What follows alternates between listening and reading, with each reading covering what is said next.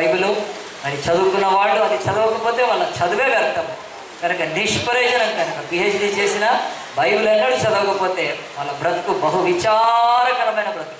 చదువు లేకుండా మోటి పని చేసుకొని కూలి పని చేసుకునే వాళ్ళని చూసి ఏం పెద్ద మనం బాధపడక్కర్లేదు.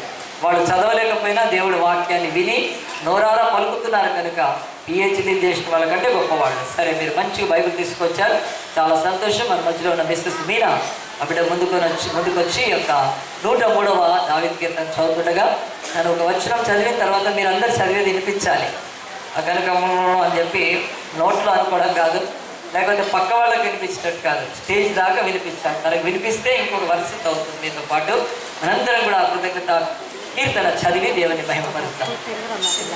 103వ దావీదు కీర్తన ఉత్తర చదువు. నా ప్రాణమా యెహోవాను సన్నుతించుము, నా అంతరంగములను సమస్తమా ఆయన పరిశుద్ధ నామమును సన్నుతించుము.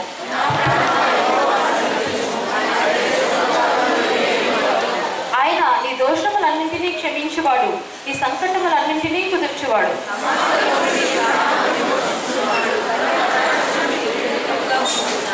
పక్షిరాజు యవ్వనము వలె నీ యవ్వనము వృద్ధదగుచుండినట్లు మేలుతో నీ హృదయంను తృప్తిపరచుచున్నాడు.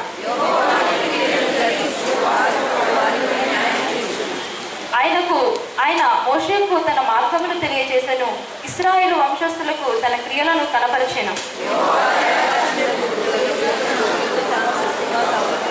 ఆయన ఎల్లప్పుడూ వాంఛమాడవాడు కాడు, ఆయన నిత్యము కోపించేవాడు కాడు.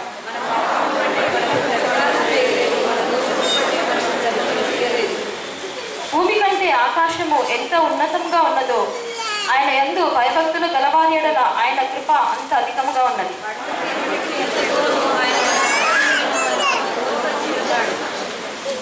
తండ్రి తన కుమారుని యెడల జాలిపడినట్లు యెహోవా తన యందు భయభక్తులు గలవారి యెడల జాలిపడును.